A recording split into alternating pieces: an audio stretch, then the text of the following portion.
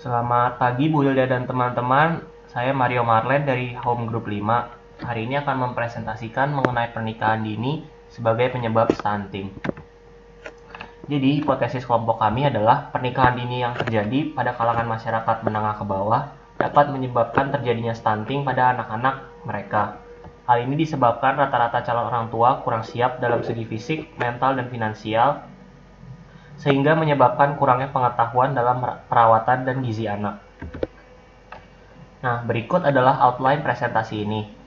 Pertama, kita akan membahas pernikahan dini, lalu akan membahas definisi stunting dan kriterianya, lalu akan membahas dampak stunting bagi anak dan negara Indonesia secara general. Selanjutnya adalah hubungan pernikahan dini akibat kemiskinan dengan stunting, solusi yang dapat dilakukan, dan langkah pemerintah untuk mengatasi masalah ini. Selanjutnya kita akan memasuki definisi pernikahan dini. Jadi pernikahan dini adalah pernikahan yang dilakukan sebelum mempelai berusia 18 atau 19 tahun. Menurut Undang-Undang Republik Indonesia, batas minimal usia untuk menikah yaitu pria dan wanita berusia 19 tahun. Dan menurut pakar-pakar kesehatan, usia ideal untuk menikah adalah kisaran usia 20-30 tahun, di mana secara biologis, hormon dan organ reproduksi bagi pria dan wanita sudah mengalami kematangan. Di Indonesia, ada beberapa alasan maraknya pernikahan dini. Yang pertama adalah faktor ekonomi. Beban ekonomi keluarga atau orang tua akan berkurang karena anak kini menjadi tanggung jawab pihak lelaki atau suaminya. Kedua adalah faktor pendidikan. Kurangnya pengetahuan mengenai dampak-dampak yang dapat terjadi akibat pernikahan dini dikarenakan juga kurangnya fasilitas pendidikan di daerah-daerah tertentu seperti di pedesaan. Yang ketiga adalah faktor pola pikir masyarakat, di mana ada pola pikir bahwa lebih baik menikahkan anak di saat muda agar tidak menjadi perawan tua. Dan yang terakhir adalah faktor hamil di luar nikah atau menikah karena kecelakaan. Sekarang kita akan melihat data mengenai pernikahan dini berdasarkan umur dan letaknya di perkotaan dan pedesaan. Dapat dilihat dari grafik di atas bahwa kebanyakan pernikahan dini berikut ini adalah umurnya, dan berikut ini adalah tingkat pernikahan dini di daerah tersebut. Nah, dari grafik ini dapat kita lihat bahwa kebanyakan pernikahan dini terjadi pada area pedesaan, di mana masyarakatnya tergolong pada kondisi ekonomi menengah ke bawah, dan kebanyakan pernikahan dini terjadi ketika perempuan berusia kurang dari 18 tahun. Menurut hasil survei menunjukkan bahwa kebanyakan perempuan yang menikah muda mengandung pada usia 17 atau 15 tahun. Padahal dalam kenyataannya pada usia di bawah 18 tahun tersebut, perempuan belum siap secara fisik untuk dapat mengandung, sehingga kehamilan dini akan berdampak pada kondisi janin yang dapat menyebabkan stunting. Selanjutnya adalah definisi stunting. Stunting atau kerdil adalah kondisi di mana balita memiliki panjang atau tinggi badan yang kurang jika dibandingkan dengan umurnya. Balita stunting termasuk masalah gizi kronik yang disebabkan oleh banyak faktor seperti kondisi sosial, ekonomi, gizi ibu saat hamil, kesakitan pada bayi, dan kurangnya asupan gizi pada bayi. Data berikut adalah data yang menyatakan bahwa 1 dari 3 balita di Indonesia menderita stunting.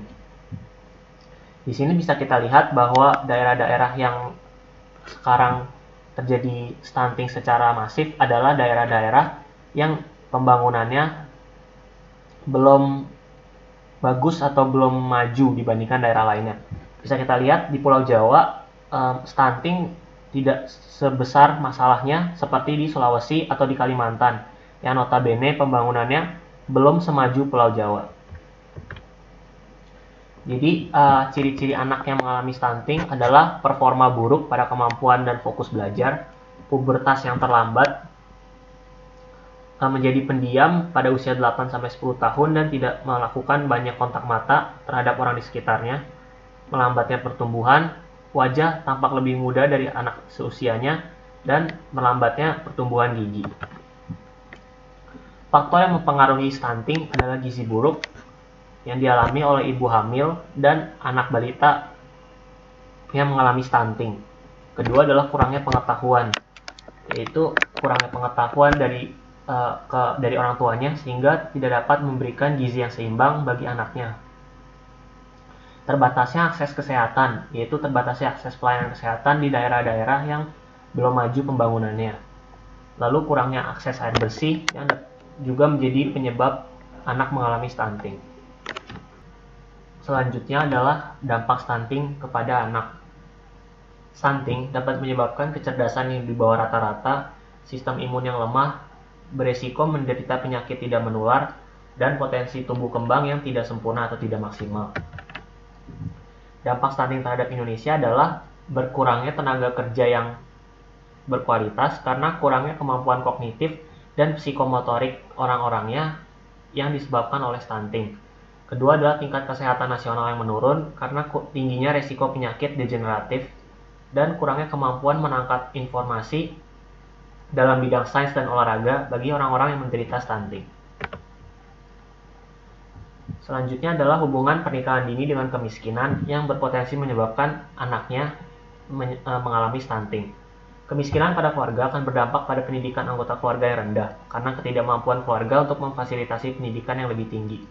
Semakin rendah pendidikan remaja, maka semakin beresiko pula untuk melakukan pernikahan di usia dini karena berkurangnya kegiatan atau aktivitas remaja sehari-hari sehingga memilih untuk melakukan pernikahan usia remaja.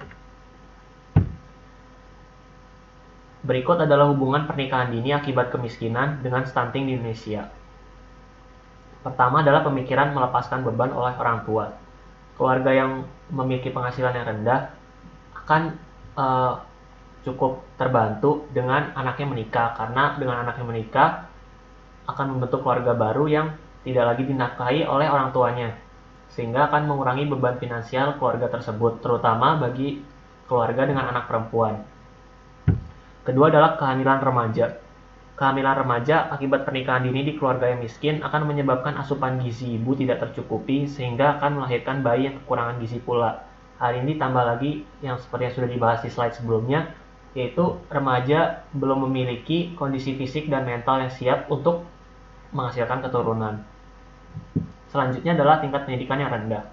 Pendidikan rendah akibat kemiskinan keluarga akan menyebabkan stunting karena pengetahuan mereka mengenai asupan gizi masih belum luas dan karena tidak ada aktivitas yang dilakukan oleh remaja sehingga akan menyebabkan pernikahan dini itu sendiri. Selanjutnya kita akan membahas siklus stunting atau yang disebut juga intergenerational cycle growth of failure.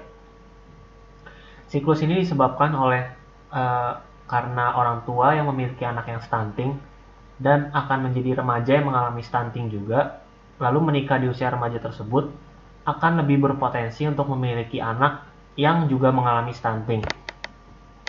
Hal ini disebabkan oleh buruknya kondisi tubuh ibu saat mengandung anak tersebut, yaitu saat remaja, dan juga dia dan suaminya lebih berpotensi mengalami stunting. Dan dengan demikian akan menjadi siklus panjang yang akan mempengaruhi kualitas anak-anak sebagai generasi penerus.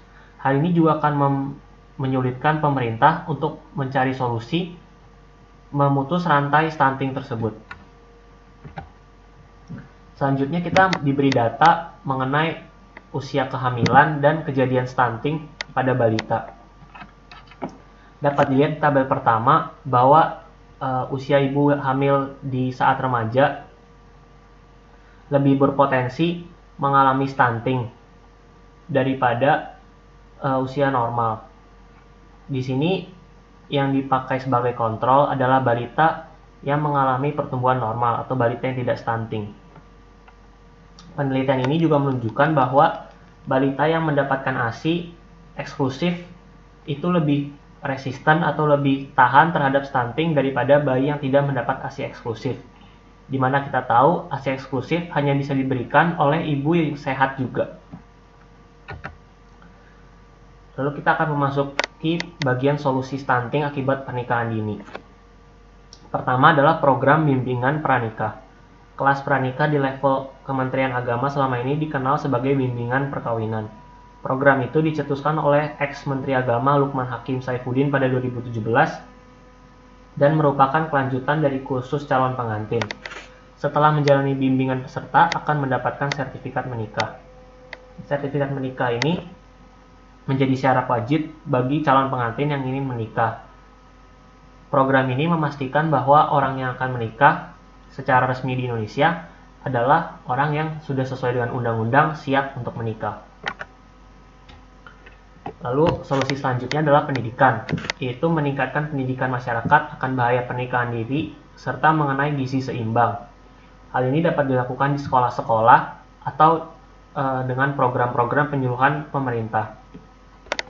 Selanjutnya adalah program pemerataan ekonomi, menurunkan angka kemiskinan dan meningkatkan kesejahteraan masyarakat agar mendapatkan makanan dengan gizi yang layak.